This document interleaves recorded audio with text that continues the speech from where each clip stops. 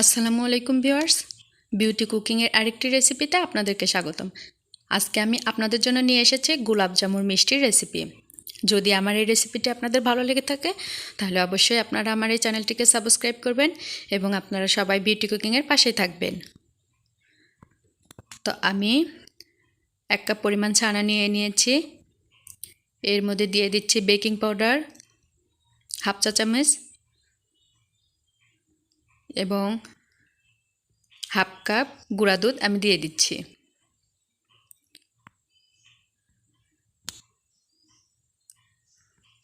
দুই চামচের মতো ঘি দিয়ে দিয়েছি আমি। এবার এটাকে হাতের সাহায্যে খুব ভালোভাবে মেখে নিতে হবে। এই ছানাটা অনেক ভালোভাবে মাখতে হবে, তাহলে মিষ্টিটা খুব সুন্দর হবে।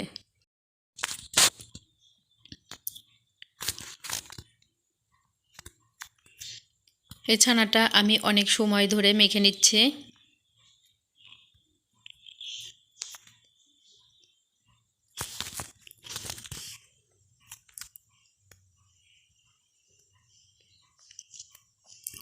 এর মধ্যে আমি 2 টেবিল চামচের মতো ময়দা দিয়ে দিয়েছি। ময়দা দিয়ে আমি আবারও হাতের সাহায্যে খুব ভালোভাবে এটাকে মুথে নিচ্ছি।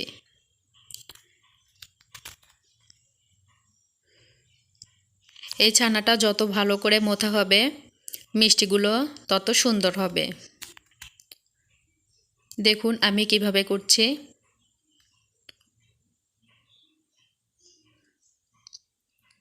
আমার এই মিষ্টির রেসিপিটা আপনারা প্রথম থেকে শেষ পর্যন্ত ফলো করলে আশা করছি অনেক ভালো মিষ্টি করতে পারবেন।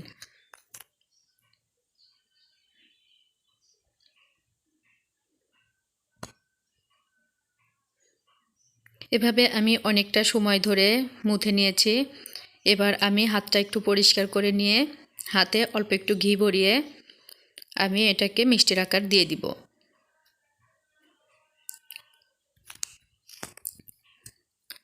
আমি এভাবে ছোট ছোট করে গোল করে নিচ্ছি।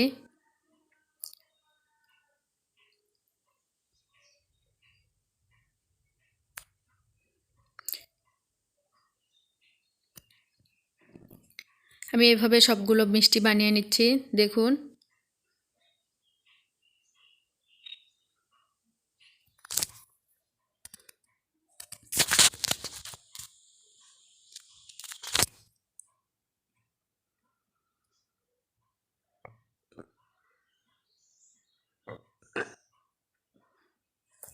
আমার সবগুলো মিষ্টি বানানো হয়ে গেছে। এবার আমি কড়াইতে চলে যাচ্ছি।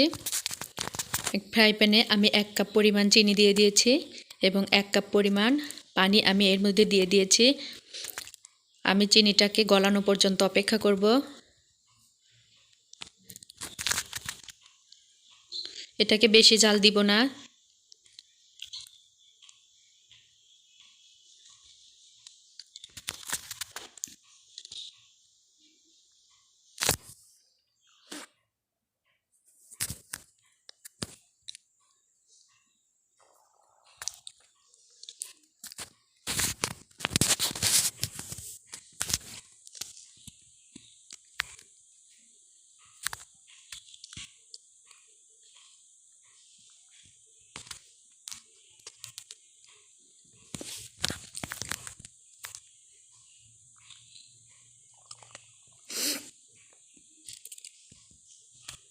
চিনিটা গলে গেছে। এবার আমি এটাকে নামিয়ে নিব। তারপর আমি আরেকটা ফ্রাই প্যান দিয়ে দিচ্ছি এবং ফ্রাই প্যানে আমি এখন তেল দিয়ে দিব এবং তেলটাকে গরম করে নিব। তেলটা গরম হয়ে যাওয়ার পর আমি মিষ্টিগুলো তেলের মধ্যে দিয়ে দিচ্ছি।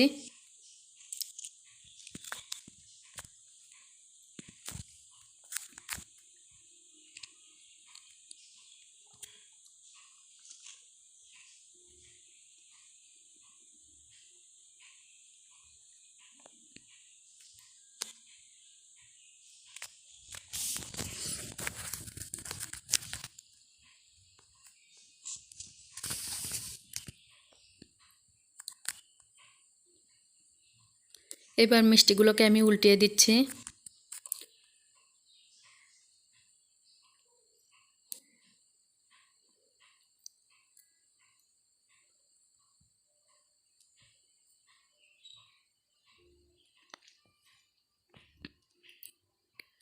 এভাবে মিষ্টিগুলো আমি বাদামি করে উল্টিয়ে পাল্টিয়ে ভেজে নিব।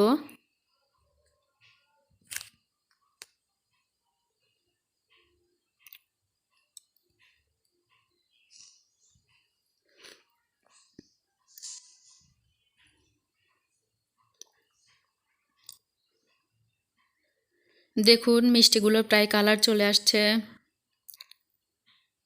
আমি এগুলোকে আরও কিছুক্ষণ ভেজে নিব।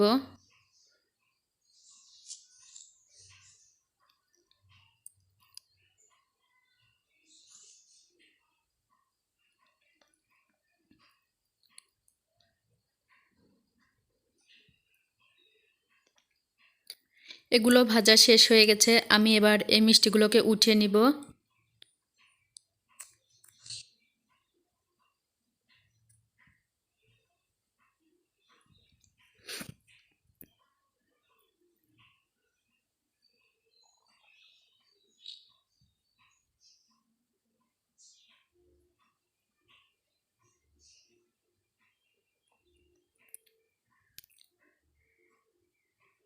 এরপর আমি শিরাটা একটু গরম করে নিব। শিরাটা গরম করে নেওয়ার পর আমি মিষ্টিগুলো শিরাতে দিয়ে দিচ্ছি।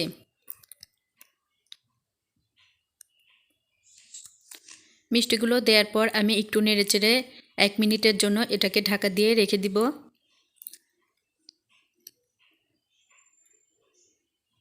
1 মিনিট পর আমি ঢাকনাটা তুলে দিচ্ছি। এবার এটাকে একটা বলক উঠানোর পর আমি চুলাটা অফ করে দিব।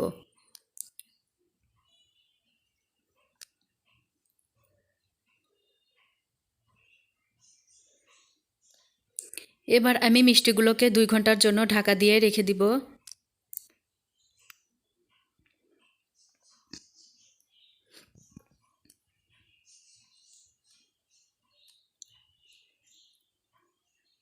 2 ঘন্টা পর আমি আপনাদের সামনে নিয়ে আসলাম মিষ্টিগুলো। আপনারা দেখে বুঝতে পারছেন মিষ্টিগুলো রসে টইটুম্বুর হয়ে গেছে। অসম্ভব খেতে এই গোলাপ জামুন মিষ্টির রেসিপিটি। আর এভাবে করলে আপনারা বাসায় অনেক ভালোভাবে গোলাপ জামুন মিষ্টির রেসিপিটি করতে পারবেন। আশা করছি আমার এই ভিডিওটি ভালো লেগেছে আপনাদের। যদি ভালো লেগে থাকে তাহলে অবশ্যই আপনারা আমার সাথে থাকবেন এবং বিউটি কুকিংয়ের নতুন নতুন ভিডিওগুলো আপনারা দেখবেন।